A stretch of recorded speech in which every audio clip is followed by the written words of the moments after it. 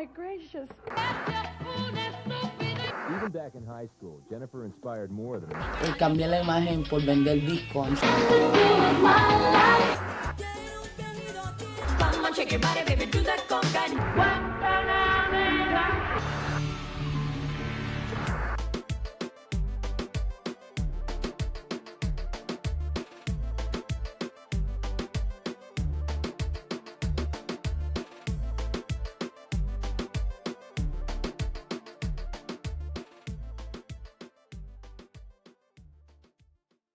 What's going on? Welcome to Growing Up Latina. It's your girl, Ali V. I cannot believe I just had an entire Kiki with my guest right before we hit record. Welcome to the show, Nitty Scott. Hello. Hi. Thank you. I'm Growing Up Latina. Welcome. Thank you. I'm very excited to be here. I'm so happy that you are here. Thank Like, you. I'm like, honestly, like, I feel like I've been reaching out for a while, which usually happens. Just like my audience knows, like, Yeah. I reach out to people. It'll take me a year and a half, but I don't stop. It's like you throw the shot out and you're like, hey, let's see what comes back. Yeah, I and love it. I'm happy that you're on the show and you decided to do this. We were speaking a little bit offline, and you were telling me that you haven't done an interview in a while, and I was telling you, yes, you haven't. Yeah. Why is that? Are we like nervous about interviews? Like, what is the vibe for real? So okay.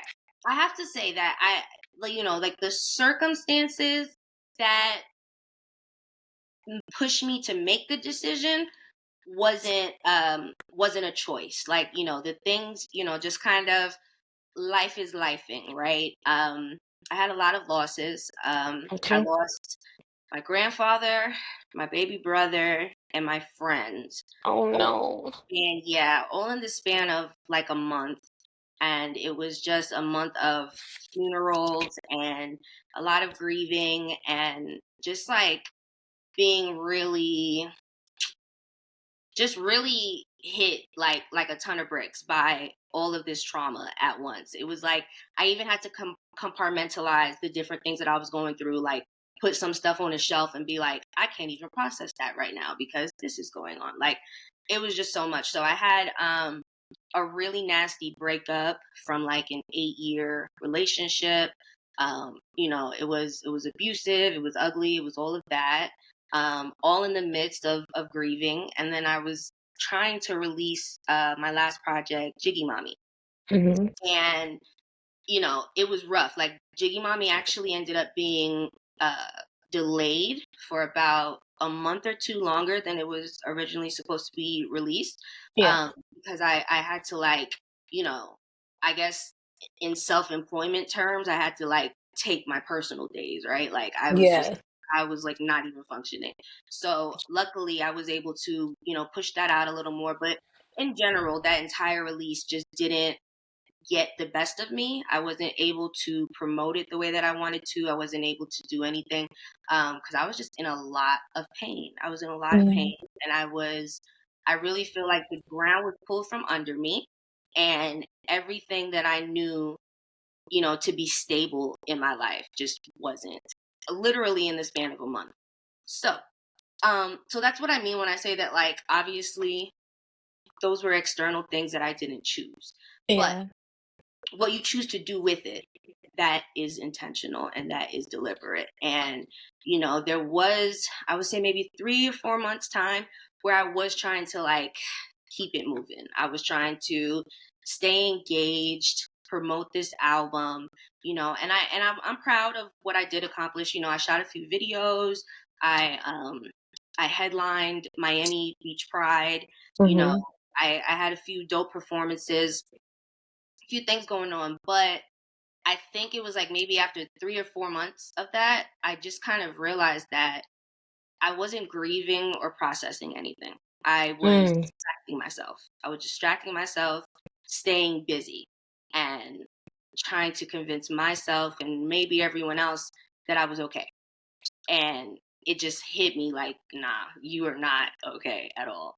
And so Mm. that's what I just chose. I was like, we're going to take a break.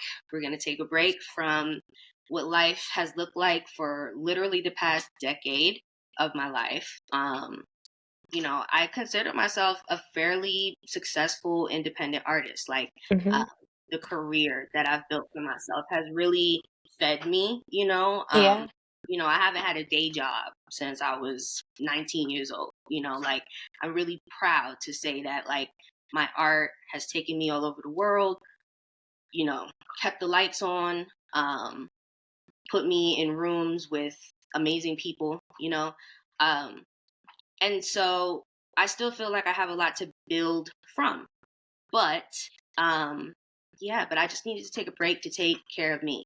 Um, Nitzia. My real name is Nitzia, right? Mm, And so see ya. it's like, yeah, so it's just like, Nitty Scott is resting and healing and feeling and dealing. And I got just new routines going on, therapy, actively even like building up new community and a tribe, so to speak, because I have to say that you really do find out who got you and who's here for you when you are maybe in so much pain that you don't have much to give.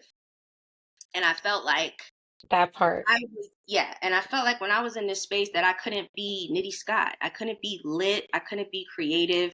I couldn't give people opportunities. I couldn't, I've flown a cast of 25 people to Mexico to shoot a video. Like, I've created experiences for other artists and creatives and, people in my community that I support. And it just felt like the minute I wasn't able to do that, there was a lot of people that just vanished, or people who did the did the motions, like they said what sounds good. I'm so Hmm. sorry to hear that this is happening. You let me know if you need anything. The Yep. whole, That politically like, correct answer. I'm Yep. saying? Yeah, like, just real politically correct. But then if I actually spin the block and I need you, nowhere to be found. There was a lot Right. of people that, they just talked the talk, but when it was time to show up, were nowhere to be found. And that was very painful and heartbreaking, and another compounded layer of trauma with everything, where it was like, not only am I in the darkest period of my life, but if you would have asked me, you know, a year ago even, who would be there? If the sky fell tomorrow, who would be there? The people I would have said, gone. Every Mm. single one of them. Okay.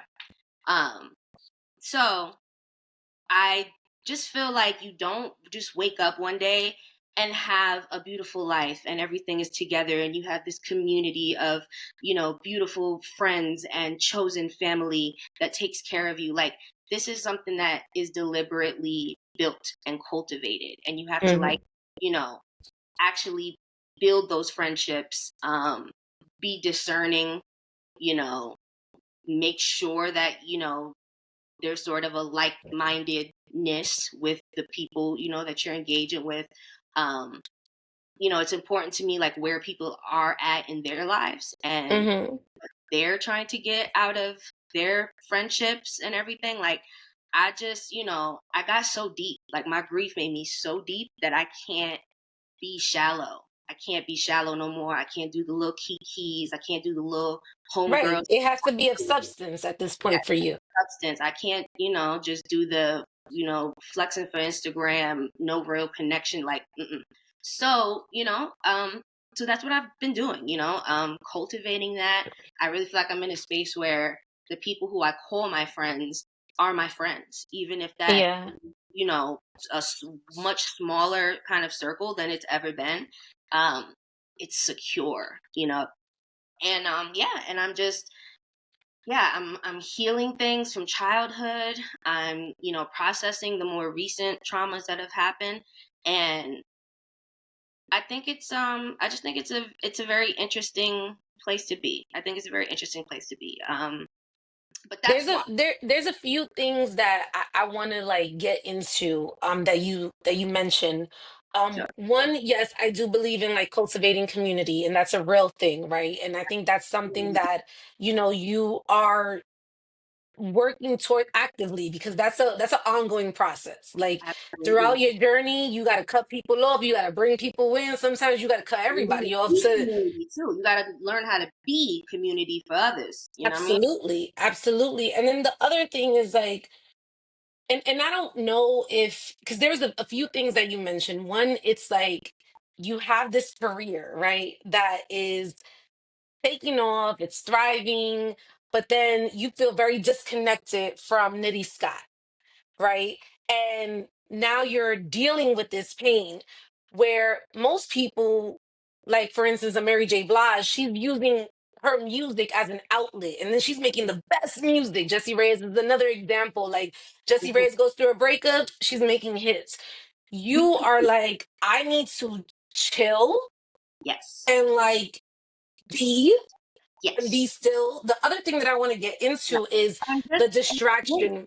Like just exist. You know what Just I'm saying? exist. Yeah, because like as an artist, there is always this like demand to be productive and to take your trauma, your and turn it into something beautiful. And it's not to say that that process won't happen or isn't happening as we speak. Right. That art isn't inspired by these things, but like you said, I just think it was more important to accommodate my soul, my spirit, and not not the avatar, that is Right. me. Like this is just a representation, of me. But the real me has to be okay to even be able to be Nitty Scott and deliver and give people, what they want and what they love about my music, right? Like I can't be that person if I'm not okay. And yeah, so it just makes perfect sense to me, but Yeah.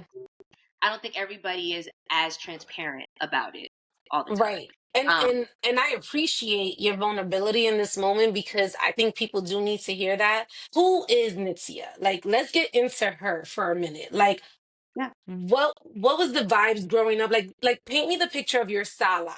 You know, we always like to start with like the living room. What was your sala like? What novelas were you watching? What music were you listening to? Like, who was around during this time? yeah. So I mean, well, so you have to acknowledge, to even talk about my childhood, I have to acknowledge like the fragmentedness of it, where my family wasn't really a family unit. I have like very early memories of it being the four of us, my mom, my dad, my brother, and me. But very, very, like I'm talking about one or two memories. Outside of that, my parents divorced, and then there was a lot of blended family, a lot of remarriages on both sides. Like both of my parents got remarried. Uh, my dad got remarried maybe two or three times, and then those spouses had kids. So it would be like, these are my siblings Right. temporarily. Like Right. literally we going to school and I'm like, that's my sister. And then like they break up and we go to school next year and they're like, where's your sister? And I'm like, that's not my sister no more. Like Yeah. crazy, Yeah. crazy, not stable shit. You know what I'm saying? And I went to like, I was probably about 9 different high schools by the time I graduated. Like, well, Wow. not high schools, schools total. Sorry. Um, yeah, about 9 different schools before I like graduated, and that's a whole other journey. But so I have to acknowledge that you had mom's house and you had dad's house, which were different experiences, different dynamics. My pops is from Mississippi, born in New Orleans, raised in Mississippi. That's the black side of my family, very deep South, like deep Southern roots, country as hell. and Yeah. and my dad, I feel like raised me on like soul music and Motown, and would sing Sam Cooke to me, Yes. as a lullaby and stuff. So I was really, put on to like really special black music just with my pops. He would put stuff on the the record player. He had a record player. He would throw something on, and it would be like a test. Like he, be jamming, be like, "Who's this?" And I'll be like, "Barry White," and he'd be like, "You got it." Like, so it was like a whole thing. Period. Real avid music lover. And then you have my mother. She's the Puerto Riqueña. She's where I get all that from. She's born in Puerto Rico in Rio Piedras. Me too. Really? Oh, Yes, me yes. too. Yes. So that's where my mom was from. And then she was raised Yes. in Jersey. So she's like very Jersey girl, Puerto Rican, and Yes. yeah, so growing up, it's, Sundays, cleaning, La India, Hector Lavoe, La Lupe, Walter Mercado. I remember like Yes. him on the TV all the time. And I remember, what was that show that it was like, oh, don't Don something. Francisco. Don Francisco with the little Sábado Gigante. oh, Yes. you see the little, oh my God. I used to be watching that all the time with her. Yes. And Florida, so I grew up in Florida before going to New York as a teenager. And, everybody knows Florida is full, like Orlando specifically is little Puerto Rico, so many Puerto Ricans. And then you have the Cubans, in Miami. And, so it's just a lot of Latinos, in Florida. So, that influence was just always there. I remember, riding in the car with my mom and my stepdad, and he used to always be playing, like, banging on the steering wheel, like he was playing the bongos. And I remember, Son by Four. Do you remember that group? Yes. So yes. Oh, used to be like going crazy Yes. on the Yes. bongos in the car. So, it was just a very Latina existence, at my mother's house. And so you have both of those influences. And, so you got like the old school soul, right? That my mom put me on to salsa, merengue, even like Jersey house music and stuff like that. But then I'm in Florida, so we're down south. So I'm getting like all this kind of like down south, like the Trick Daddy, like real like pussy popping music. Yeah. Yeah. That's Florida, right? And then I moved to New York at 16, and I'm like really influenced by like the Most Def, Q-Tip, kind of rappers. So you just have like this real melting pot of influences when it comes, Yes. for sure. And so, like, how do you get into music yourself? Like, so you're introduced to all of these flavors of music, right? But Yeah. then at what point do you say to yourself, I want to be an artist? Like, Yeah. how did that happen for you? Yeah. So, I mean, I think being creative was very natural, just organic, where, originally I was creating for myself and not, not so much for it to be presented to anybody, but I spent a lot of time, as my childhood, I think, got more complicated, right? I Hmm. I think I spent a lot of time in my room. Like my room was just this like solace. It was just like my palace, and I would write. I would write my ass off. And it would just help me to, I think, process and make sense of what was going on inside of me as well as what was going on around me. And I was just a poet, in that way. And then I went to an art school, in ninth grade for high school. I went to the Osceola County School for the Arts as a creative writing major. Hmm. So I was getting like real intense like writing training and workshops and all of these things as like a field of study really in high school, which was really cool, right? I was like the editor-in-chief for my newspaper, like just a writer. And then I don't know, I feel like it was just this transition that happened when we would do like these jam session kind of things.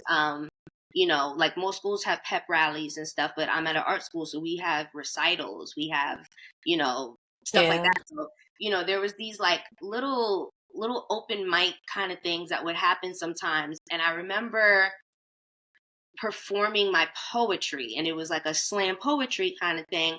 But then there was a band, and the band would be like kind of just playing this music in the background lightly that would accompany it.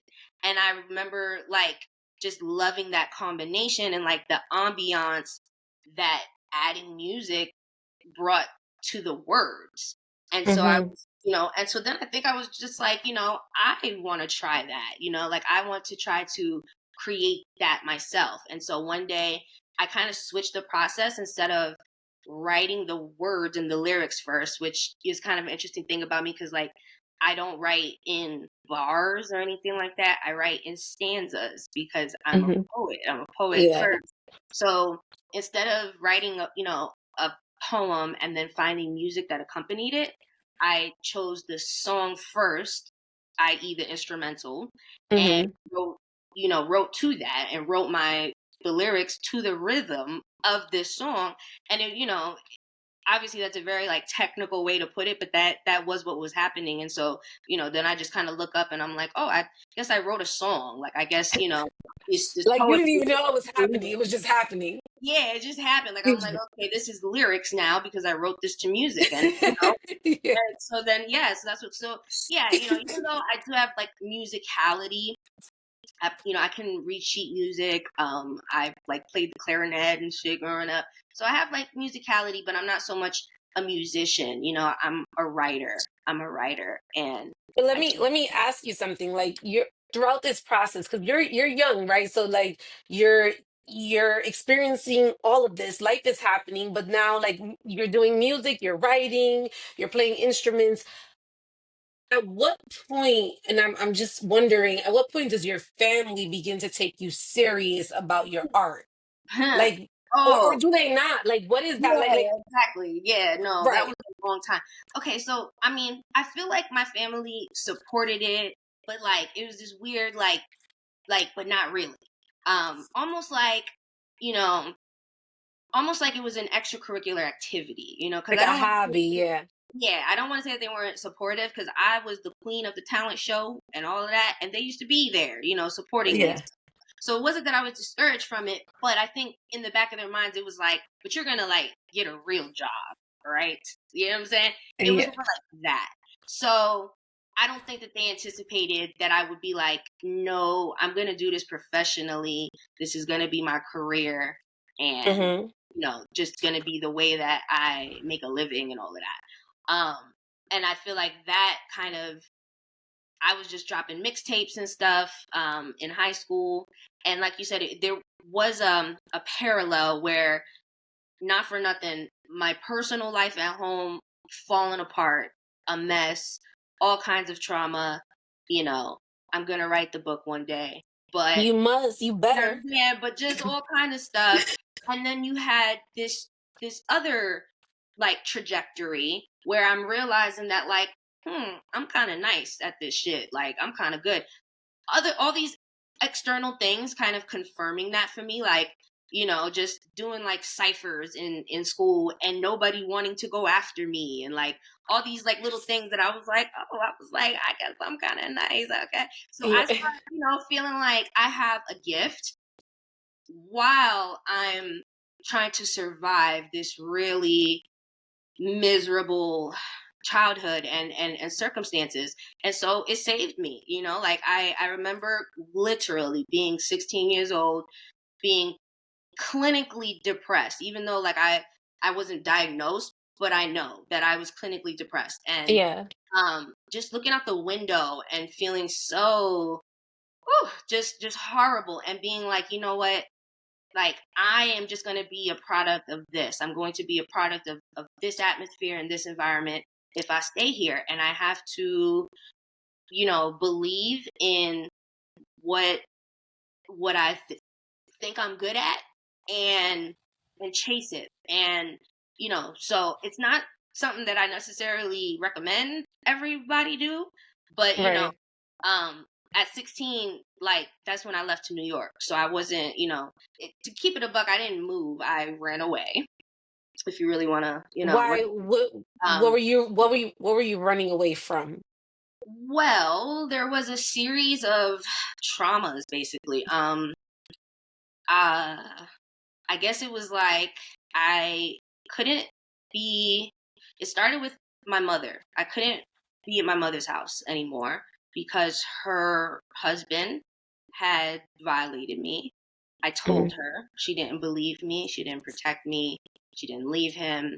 None of that. So I had to leave my mom's house.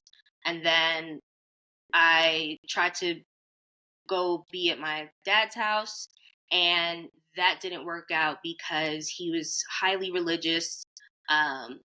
We have improved our relationship since then, but um, and his knowledge of me being queer um, Mm. was a problem. It was a huge problem, and Yeah. I wasn't allowed to be there either. So I just found myself unhoused, 16 years old, can't be at my mom's, can't be at my dad's. And I bounced around a little bit, and there was more trauma and more, messed up situations that happened as well because a 16-year-old doesn't really have any business bopping around at people's houses. And so I ended up in a lot of vulnerable situations, and Hmm. I just got to this point where I was like, I'm not safe, like anywhere, anywhere. There's Yeah. So who nowhere. who do you who do you trust and who are you talking to? Like, what is your outlet?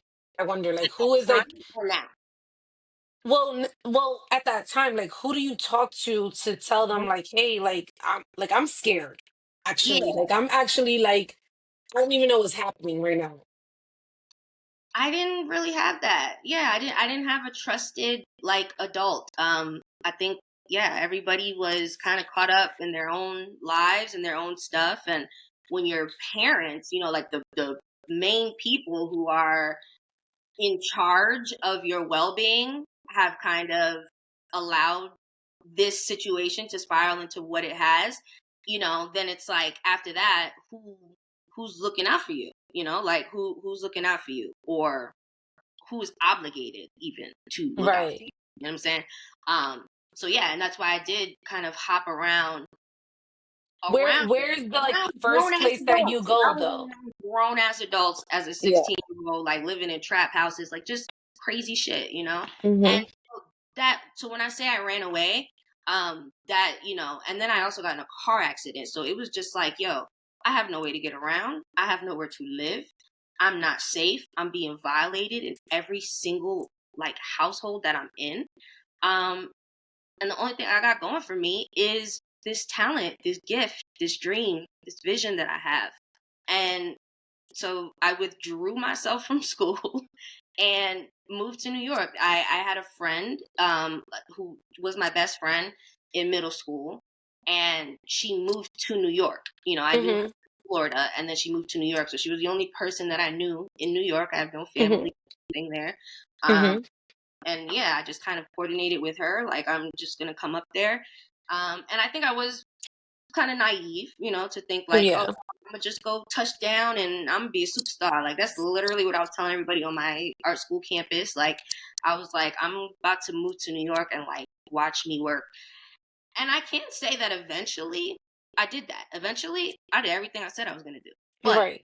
it took a little bit, like and not very long either, but I would say it was maybe about 2-3 years of survival and a lot more trauma and a lot more like just trying to navigate life, and now trying to navigate this city as a teenager with no guidance whatsoever. Yeah. I Yeah. really kept my head on straight. Like even though I ended up in some wild situations, that I feel like I'll be ready to share with people eventually, one day. Yeah.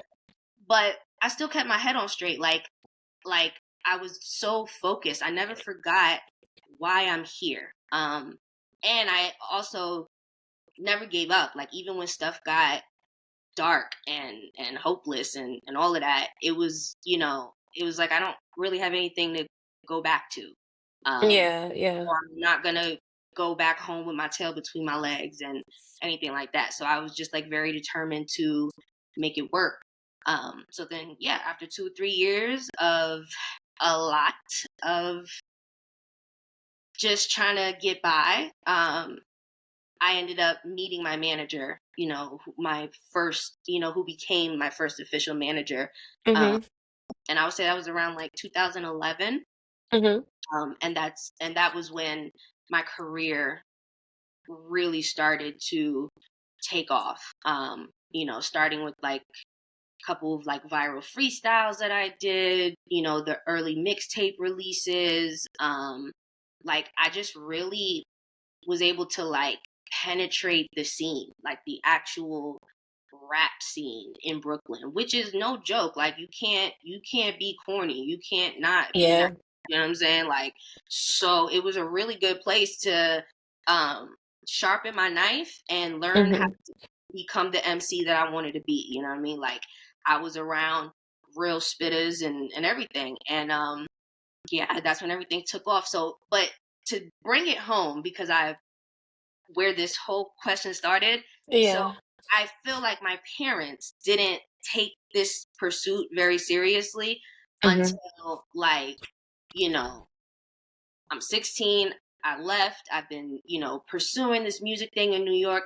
But one day in 2011, you turn on the TV and I'm at the BET Awards doing a cipher next to other established artists.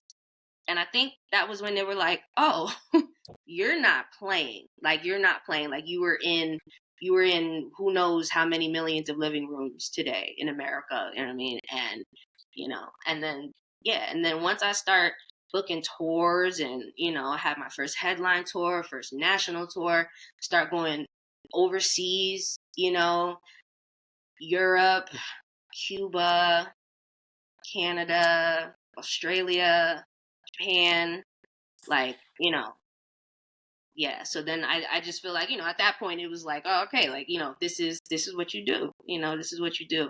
Um, so yeah, it took a lot. It took a lot of, it's been a journey. No, it has. For I sure. want to ask, like, at what point did you really start to believe that you can do this, right? Because there's a mindset that happens. Like, I Yeah. always tell anyone, like, when you want to be successful, there's a mindset switch that really goes on. So Hmm. I wonder for you, like, what was that point in your life where you was like, nah, I got this for real. Like, I know I could do this. Yeah. Hmm. I'm not sure. I'm not sure if there was like a moment versus like a gradual confidence. Yeah. Um, More like that. I will say that I've always, there's this like kind of quote that I love that's like, the plight of a true artist is not knowing whether their vision is a premonition or a delusion. Mm. Do I Mm-hmm. see this and believe in it so much because it's gonna happen and it's gonna manifest and it's gonna be real, or I'm just nuts and I'm delusional, right? But I think there's something to be said there where you do have to be delusional. You have to like A radically thousand believe in percent. yourself. You have to believe in something that is not in front of you yet. It's not tangible. You maybe can't touch it, can't smell it, can't feel it, but it's mine and it's real. That's kind of delusional to believe, but that's what you have to do. And that is Facts. absolutely what I did. So, yeah, so I felt like, you know, I won't call it fake it till you make it, because I feel like, I've always been very like authentic in that way about Mm-hmm. where I am in my journey and all of that. But I was just going through the steps of like, and that's another thing that, we can get into, but I really feel like I paid my dues. Like I paid my Mm-hmm. dues. I I took the no pay or low cost, shows.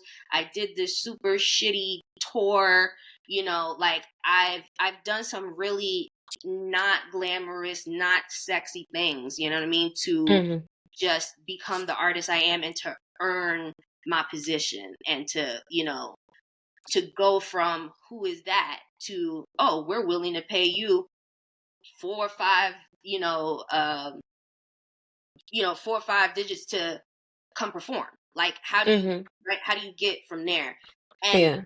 there's real sacrifice. Like, like a lot of people, I guess, don't acknowledge that, where especially me as an indie artist, right, where my goal was never to write hits and become a superstar and be a top 40 artist.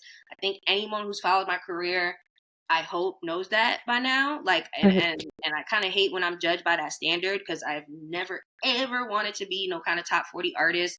Yeah. I am an indie queen, and I think it's the most empowering way to go about it.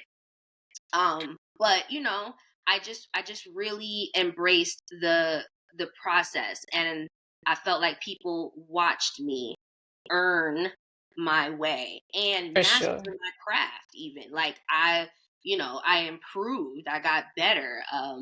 You know, my skills got sharper, and so it's just like I put in all the work. And I remember very, very Eminem, I like to say. When I first started performing, I used to be so nervous that I would say for about a year, every single performance, when I first started like booking shows as Nitty Scott, for that first year, my manager would know off rip when we get backstage to ask them for like a bucket or a bag or something, because I'm going to throw up. Like, No. my anxiety was so crazy that Really? I had to throw up before every show. And I was okay after that. That would be the whole thing. Like, I would be pacing, like, oh my God, I'm gonna die. Throw up, wash my mouth out, grab the mic, and go on. Nobody knows that I was just hurling like on the side of the stage. Oh Terrible. my God. That would, like, it was working through that.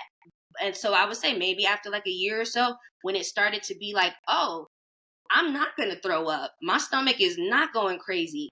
And they're out there for me. And they know my song. And like, it starts to build up. So I think it was more gradual, and just kind of looking up one day and being like, wow, like I'm a professional, and this is really what I do. Yeah.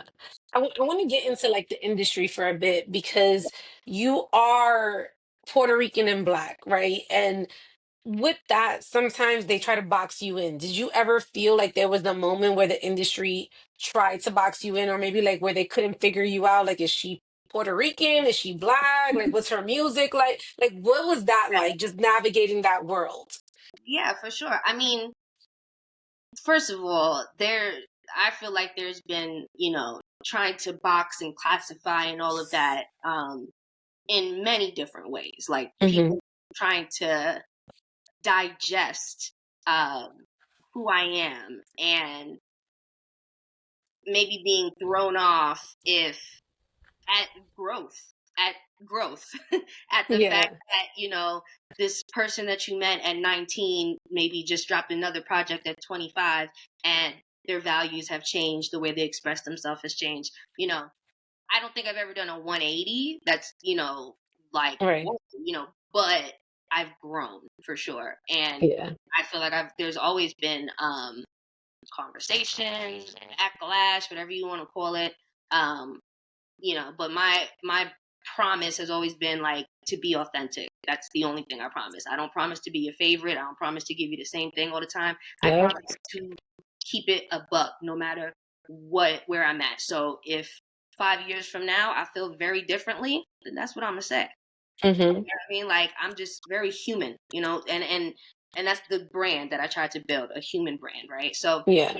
speaking on specifically what you were saying, I feel like when I first came out, I was actually I was like advised by my management to actually not rep the Latina side of me. Like, I think it was like very understood and kind of accepted that I'm Black. Like, just coming into this, not for nothing, I say nigga on my records, you know what I'm saying? Like, Yeah.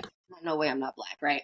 Hmm. I understood that I was Black, but when I wanted to incorporate the Spanglish or all these other elements, of my identity, um, I was told not to do that, not because there's anything wrong with being this or whatever, but because I, and I'm quoting someone else here, not saying the truth, Right. but that hip hop is a predominantly Black culture, which is true. But Mm-hmm. it's a predominantly Black culture, and so when you identify with being Latino, historically, you end up othered.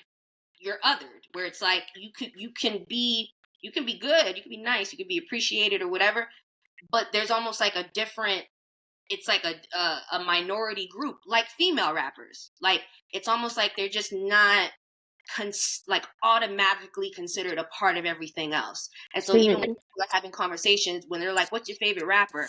Okay, well now, what's your favorite female rapper? Okay, what's your favorite Latino rapper? You know what I Right. mean? It's like there's no assumption that Latino, female, queer, whatever you want to call it, are a part of any and all artists, right? Mm-hmm. So they just didn't want me to end up being, you know, that Latina girl kind of thing. Um, and whatever. I was 19, and was just kind of letting someone lead me, right? So I kind of took it as, looking back, there's a lot of advice that I don't particularly agree with now, but I wasn't very grown into who I was or who I am now, right? Um, so I kind of allowed that, where, like I said, I didn't like deny it at all. I would tell people all the time, like, I'm Black, I'm Puerto Rican or whatever, but I didn't wave the flag like that, because I was just like being professionally being stopped from that. Um, Now, me and that management situation, when we went our separate ways, I would say maybe around 2014, Mm-hmm. I really gained like a lot of creative control. Um, I gained complete control over everything. And that's why Creature is a very special project, I think, to me, and, to my fans, and to the culture, because it was just like, it felt like the album that I wasn't allowed to make. Like, Mm-hmm. and my previous management, like, it would never reached a release. And obviously Yeah. it can stop you from writing what you want, but companies and what they can certainly say, like, nah, that's not the single though, we're not going with that, you know what I'm saying? Like, they can stop things, they can slow things down, they can, so Mm-hmm. um yeah, so I think Creature was when I was like, oh no, I am leaning in to every single thing that I am, for all kinds of reasons. Um, but another one being that I felt like people wouldn't let me forget, like, these marginalized communities that I'm a part of. Like, I walked into this just thinking that everything was about merit. Like I'm just gonna be really good at what I do, and Yeah. that's all that should matter, right? And I would be getting all these, conversations, comments, or whatever, and it was like, oh, okay, like, sorry, like, like, I'm Black, I'm Latina, I'm queer, I'm a woman. All of these things are going to factor in to the way that I am perceived and the way that people discuss me and my work. And so at that point, I was like, okay, well, since you won't just let me be like a talented human, you know what I'm saying? I'm gonna lean in. I'm gonna lean into like who I really am, and I'm gonna take control of Right. image in that way. And that's what Creature was. That was, me just screaming from the rooftops everything that I am. And that's why I think a lot of people felt seen by that album, maybe in ways that they didn't before, because before, that is all you knew, is that I could rap. Like, you knew that I could rap, Right. skillful, the art of chill, that was like spiritual, so that's when I kind of started leaning into my spiritual, side. But it wasn't until Creature that people could really get a sense of like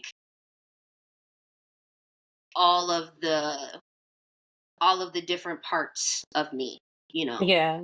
that come together to, be Nitty Scott. So yeah, that was So Creature. that's interesting because they didn't want you to say trust me, you're not the only artist. Like I've actually I know an artist who, I had asked their management, like, hey, I would love for them to come on Growing Up Latina. And like verbatim, they were like, she has to be Black before she can be Latina. And I was like, huh? Yes, it's like Like this I one literally was like taken back by that because I couldn't understand that. I was like, thing.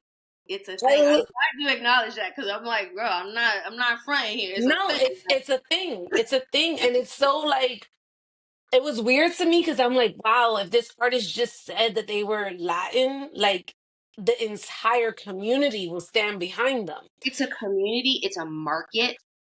You know. It's And everything. then I also have to acknowledge though that on both sides, right? Like you have this one school of thought that is like, this is a black space, and you kind of ostracize yourself when you say that you're Latino or whatever. But then we can also talk about the racism in Latin American countries, That right? part as well. And them not wanting Afro Latinas to be a part of the greater representation. So you get it on all ends, right? Where it's like I got one Yes. person telling me don't be Latina, and then I've had people be like, you will never represent Puerto Rico. What do you mean? I've literally had racist people tell me that, right? So yeah, there's erasure and exclusion Yes. on all ends. But that's why I felt like it was important to just be like, you know what? Nah, like we're here. We exist. You're not gonna make me not exist. You're not gonna erase us. There are Afro Latino people in this world, and so I'm gonna exist in that, and I'm gonna represent for those who also do. Yeah. I think it's hard to navigate in this space because it, and it's like the whole conversation of like indie artists versus signed to like this management company because the management company is telling you do this, Mm-hmm. date this person. No, no, no, don't date that person. Mm-hmm. Like, I had you that know too. what I'm saying? Like, don't no, don't say Absolutely. you're queer. Like, don't do that. You know, Mhm. like so. Or don't even tell people you're taken. Like don't appear taken. You could be in a happy relationship behind closed doors, but you need to appeal to your male fans that need to feel like, in their wildest fantasies somehow, you're available to them. Like just crazy shit. Crazy. Yeah, I Yeah. do want to get into, and I don't want to, like dive deep into it because I know you probably get asked this question so many times, and why even get into it Hmm. deeply. But they did tell you don't date Kendrick Lamar, and that was like a big thing for you. Like, Right. I know they're probably kicking themselves in the ass right now. As they should be, right? Yeah. But like, how? Mm. And I guess what I want to get into is like, you're still a female at the end of the day, right? And this is a guy that you're dating, and like how are they so intrusive into your personal life? And then what does that like? How does that affect you as an artist? Yeah, I mean, I have to keep it a buck. Like it's something, like I said, like I told you, I'm transparent because I don't know any other way to be, right? But it's not something that I don't know that I'd be excited to share. Like I'm almost embarrassed of the way that a male influence, authority figure, if you will, was able to dominate those decisions that. But I think it's very important to let young women know that this is something that people will attempt to do, right? Because like Yeah, I didn't even come in knowing that like I was gonna have to stand on business like that, right? yeah, um and so yeah, it was inappropriate, but at that age I wasn't able to articulate that at all. I was not able to articulate that. And um and in retrospect, I also see that it was coming from a very misogynistic place and nowhere else. There were all kinds of comments about, being seen as like a pass around and a this and that. And I was like, again, looking back, I'm like, it's very incel-y, like for you to right. even go there. Like, you know, weird comments about you know getting bopped on tour buses, and it was just real crazy. And I'm like, whoa, like this is me and one person, boy meets girl, we liked each other, we're dating. Like it was very normal, right? Yeah, And so to to even turn it into something like that, where it was like people are going to respect you less. I respect you less for my manager saying this, for this affiliation, it takes away from your talent. It takes away from, all these things that, again, I just are very misogynistic stances to take. And unfortunately, yeah, that's who was in my world and the decisions that they were making. And to be honest, his team was critical about it as well. Like, they were like, Yeah. why is this man even telling you all this stuff and involved in this stuff? And I remember having to just explain to them that, and it was a form of abuse, right? Like, I can't really call it anything else, because there were, like, we shared a household, me and my manager at that time, and it was always more in the spirit of just like, I was an independent artist. We wanted to sort of like consolidate our expenses, and just like, and I think as a manager too, it was, at least the way that it was presented to me, it was like, I'm going to sort of facilitate, right, a space where you can be Nitty Scott. Like, you don't have to worry about all of these other things. Like, all you have to do is like be creative, right? And so I ended up giving up my like apartment. I had a very nice condo, before that. So a lot of people don't know like the sacrifices that I made to be able to pursue my career full time, and like what that came with, right? So I just say that to say that there's a power there, right? If there's a power dynamic when I'm in your apartment, and and then let's get into how the dynamic can very easily turn into like very pimp ho. You know what I'm saying? Like, Yeah. you go out there and you work and you sing and you get it done and you bring the money back home. Yeah. It's very easy to end up in that kind of situation. And so I just remember having to literally explaining to like my TDE homies, like, I feel you, y'all right. I don't think this man should have this much influence in my life, but you got to understand that after, whatever this moment is, this meeting, whatever, y'all go back to y'all lives, and I go back to an apartment where I have to deal with this man, and I have to navigate his ego, and I have to tiptoe. And there are punishments. There were punishments for doing me. There were punishments for going on dates and coming home when I wanted to, like, really controlling weird stuff that should never happen with your manager, right? So yeah, So so that's, at what point do you own your own voice? yeah, I mean, I would say after we went our separate ways, I did go through a few different like management situations, just trying out like different teams, different people, and there usually was always something that didn't connect, like whether just whatever. There was just usually something that didn't connect, and honestly, like, and it usually stemmed from dealing with these men. Like, it was always like either they're being inappropriate, or they can't do what they say they can do. They can't elevate me in any way, or they want to completely change, who I am. Like, it was just always something. So Right. I eventually just got to a place where I was like, I'm going to manage myself.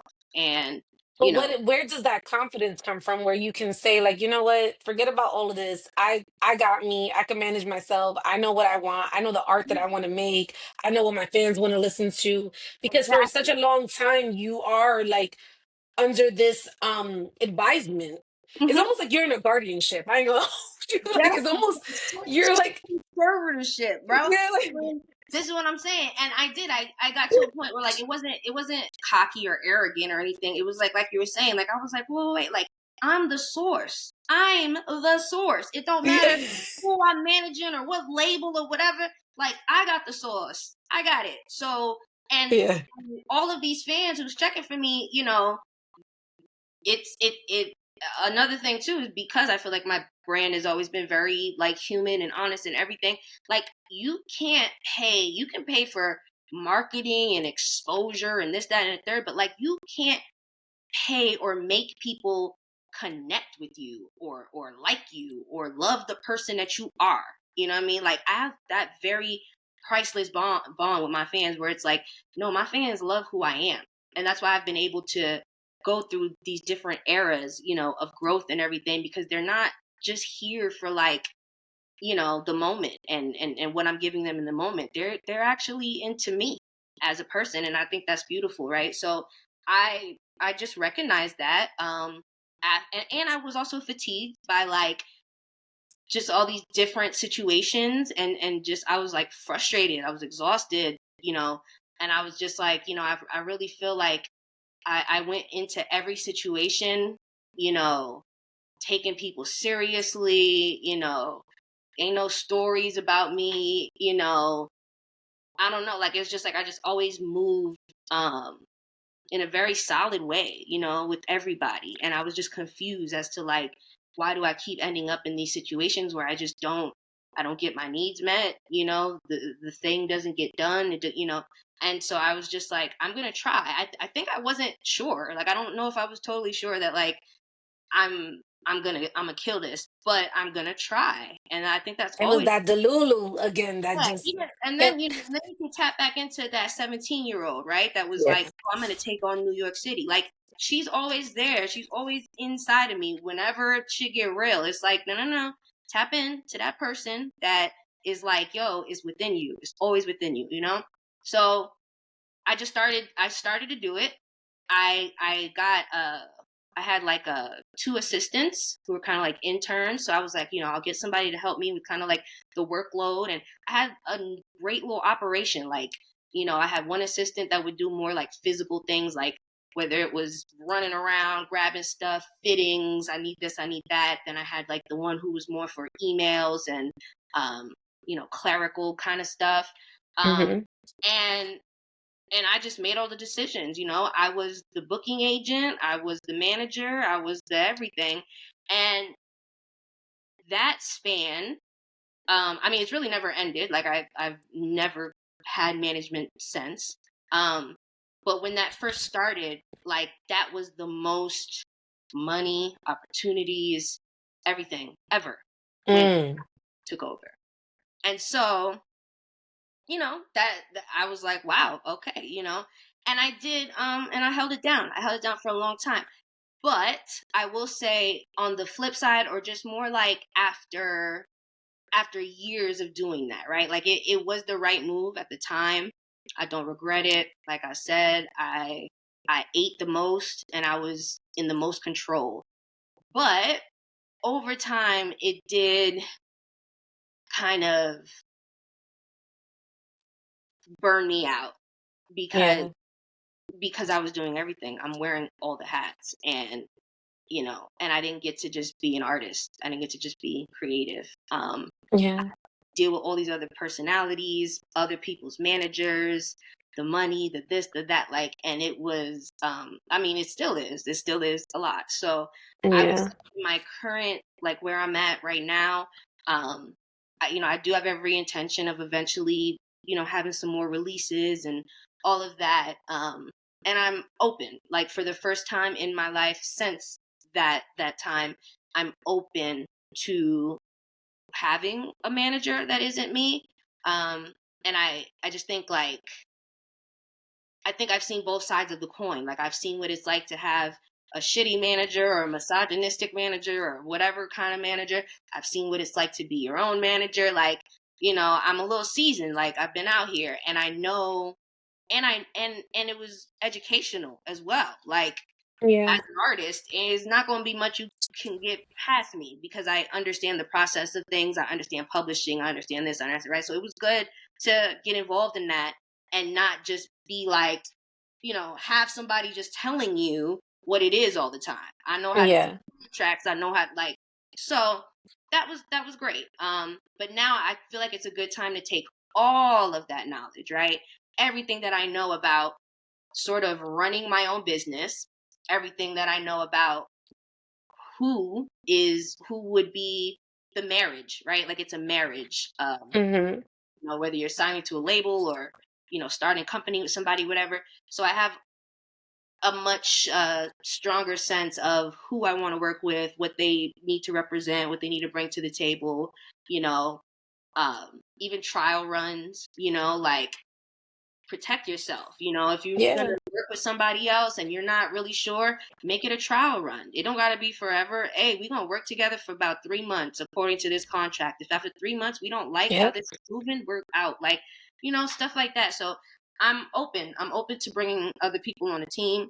Um, and I do I love giving people opportunities. I love putting them in positions to shine or do what they do best. Like, I really want to get back to that. I do. Um, but it's a process, and I'm not Hmm. rushing it, and I just want it to be, the right group of people when it comes. But I am open to it I want to get into something that you once said, now. um, because I found this to be like very profound. But you say you wrapped your way out of survival mode. And When- that's something that you said. So I'm just wondering, like, what did that transition to thriving actually look like for you? Yeah. Um, well, it's kind of, I think I kind of touched on it before, but like the manifestation of, you know, s- bringing something to life. It doesn't exist. It's in your head. Really, if we really, really break it down, right? All of our ideas, emotions, thoughts, it's really chemical, right? Like there's like a Yeah. chemical process is happening in your brain. So bringing something from like this chemical to something that can be experienced and something that is tangible, and then physically changes your life, right? Like, oh, my surroundings are different. I got a new house, I got a car, I got a, like, physical manifestations start happening. Yeah. It's a power, it's a sense of power where you're like, oh, like I don't want to get, like, I'm not like arrogant or crazy with it, but like I do feel like when they say that humans are made in God's image, right? Like, yeah, like there's something very godly about creating. And when you Yeah. look around, yeah, when you look around the world, everything's been created. All of these structures, all of these systems, it's all been created. And so we do create our reality, um and so, yeah, I think that that's what I meant by that, is that the catalyst, I guess, was was writing, was rapping, was Hmm. like, I'm gonna do the thing to get me from A to B. um and then, yeah, and then I did it. I applied myself, and I looked up, and there were physical physical manifestations Hmm. of this being achieved, right? So, yeah, that's how I felt. And then I was able to, able to breathe a little bit, able to support myself. Even, like, I have this term called you money, where it's like, and it's not even like an arrogant thing. What is you money?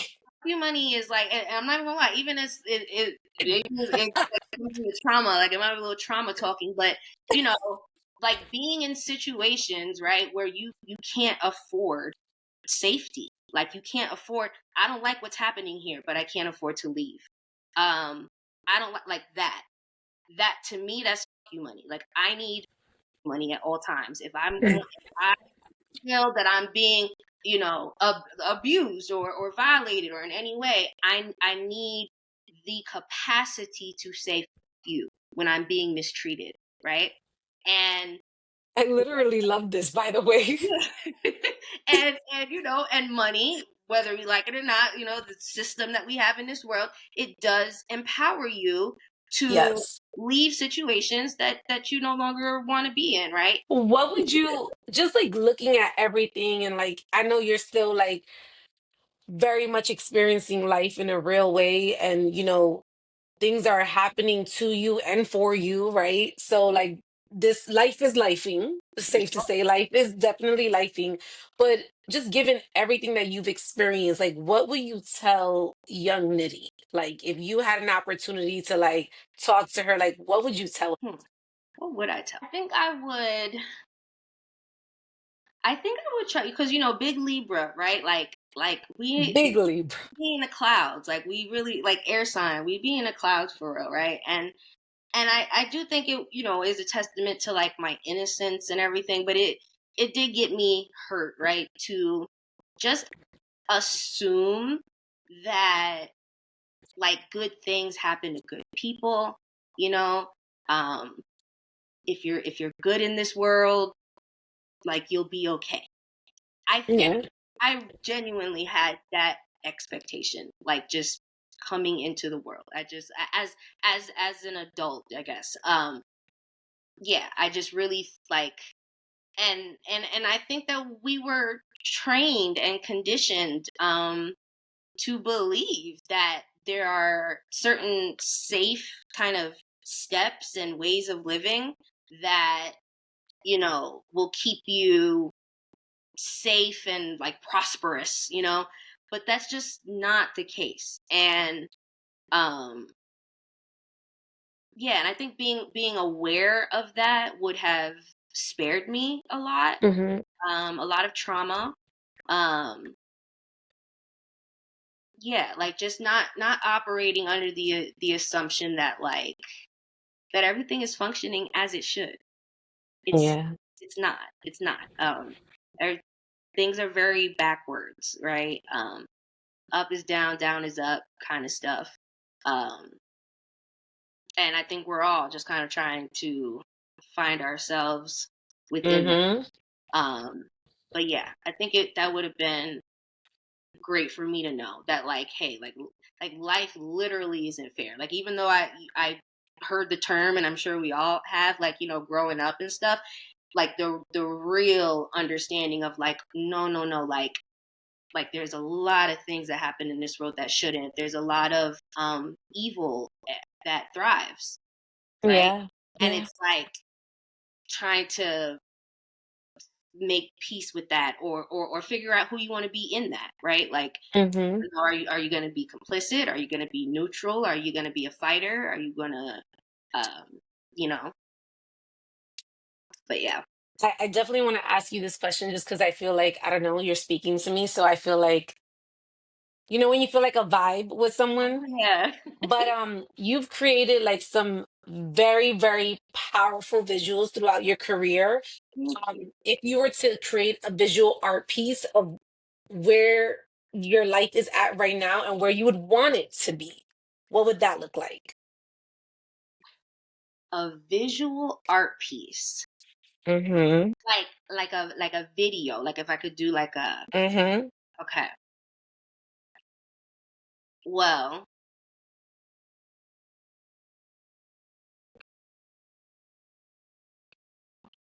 I think I'm not sure, like, exactly what it would look like, but I would want to depict solitude, like, Mm. because that has been the theme of my Yep. life for the past few years.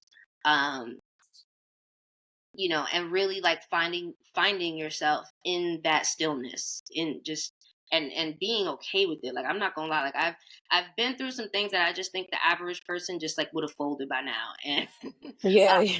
and I've really taken the time to, like, sit with very uncomfortable things, or silence, right? There's been times where I've gone, like, weeks without seeing another human being. To Wow. a point that maybe is not even healthy. Like, we can Yeah. call it isolation. Yeah. But and I, like I said, and I've tried to kind of, like, offset that with the right friends and people in my world, but it's still solitude. So I just know that I would want to depict somehow the growth and the magic that can happen in solitude, and the way Mm-hmm. that you can really fall in love with yourself. um the way that I've been able to find a baseline, right? Like, an Yeah. equilibrium. Like, I'm such an empath and all of that.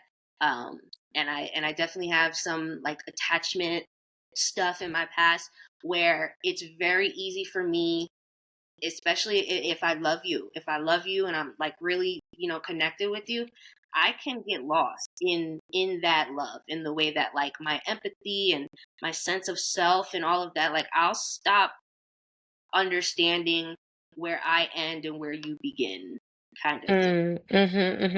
It's really, really real. And so, yeah, like just,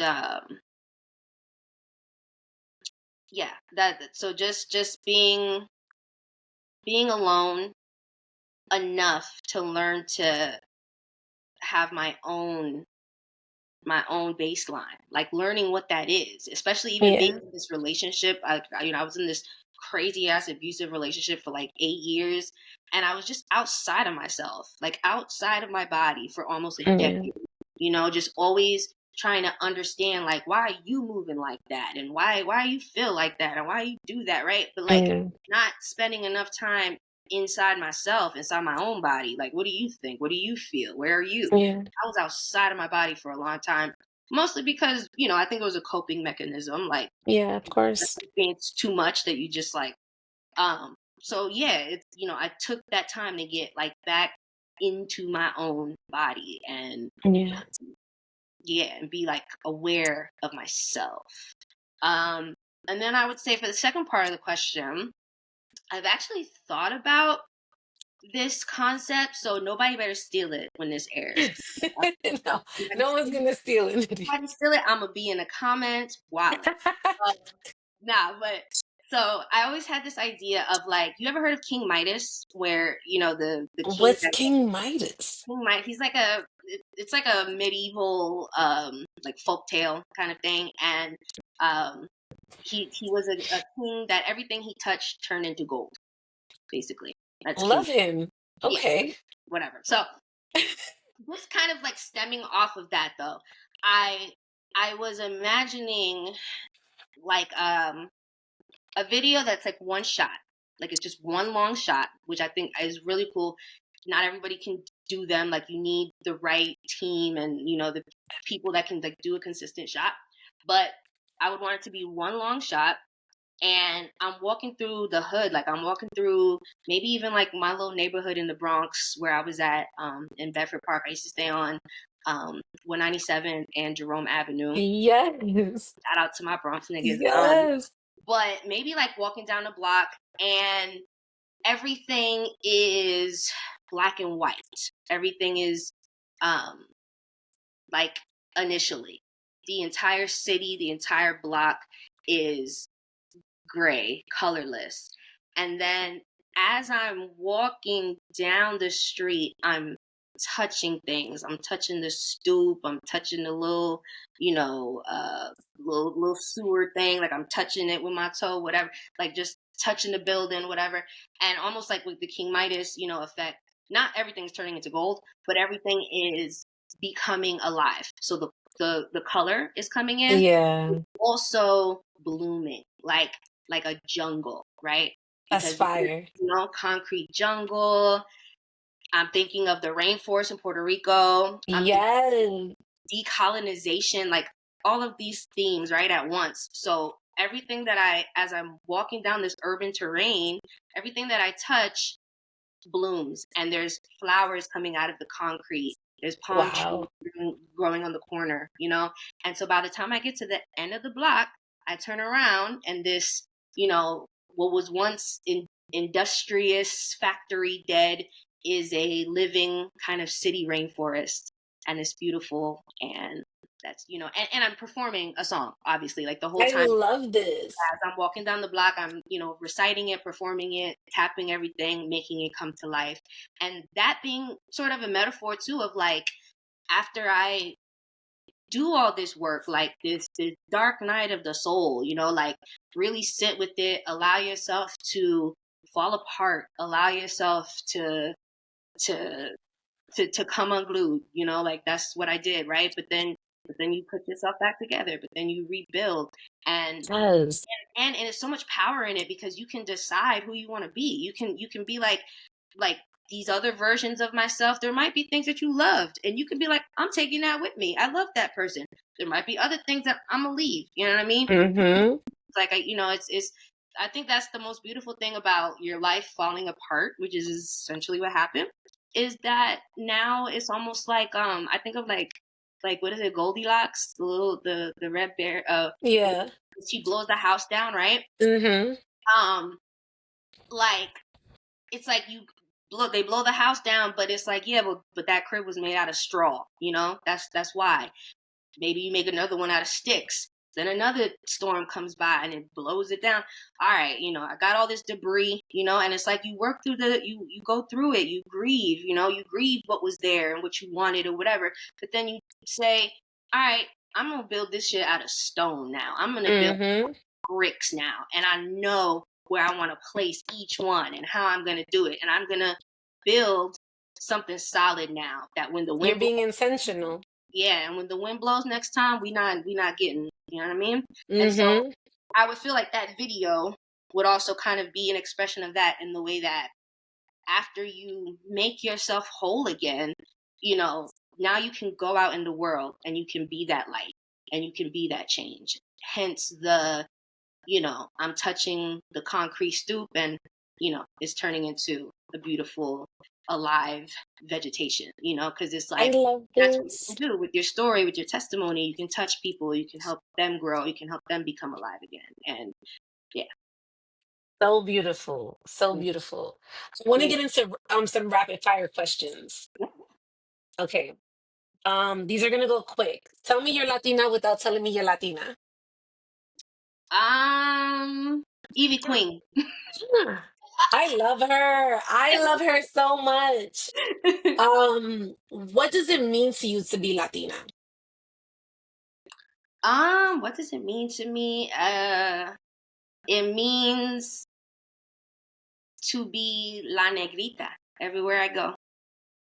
What is one thing you need in the morning? Well, if I could have my Titi's cafe con leche, I would. But since I can't, we just do tea, rose tea. Okay. What's your favorite Latin dish? Oh Lord. Okay. Oh man. Empanadas or pollo guisado. I love pollo guisado. Oh, Jesus. Yeah. Um, what is this chapter of your life called? Whew. Um. Well, I think I kind of said it. Dark Night of the Soul. If Yeah. you had a, if you had an opportunity to have the Last Supper with three Latinas, dead or alive, who would they be? Celia Cruz. Um. Khalees and Selena. So good. What's one thing you would want to work on that you haven't already? Um, well, acting. I would love to get into acting. See that? Yeah, Yes. absolutely. Love that. Finish this sentence. Growing up Latina is. Growing up Latina is muy delicioso. And Good. what's one message you would want to leave for the next generation of Latinas, the creatives that feel unseen and unheard? Um, People that feel unseen and unheard. To live out loud. To live out loud. Because your existence in itself is is um, is important in a system that doesn't want you. You know. Mm, bars. Yeah. So Ooh. you don't have to do anything amazing. Sometimes it's like being okay. You won. And what's one last thing you would want to tell your fans and the people that are listening to you right now? Um, that Nitty Scott is becoming. I'm busy becoming, and I can't wait to share everything I learned along the way. Nitty Scott, thank you so much for coming on Growing Up Latina. It was such a pleasure having you on the show. Thank I you. truly appreciate this moment shared with you. Like this was so like vulnerable and raw and just like all the things. And I feel like this is a side that we don't often get to hear from you. Yes. So I appreciate your time. Thank you. Thank Best you. conversation I've had in a long time. Thank you. Yes. Love you, Queen. Mwah.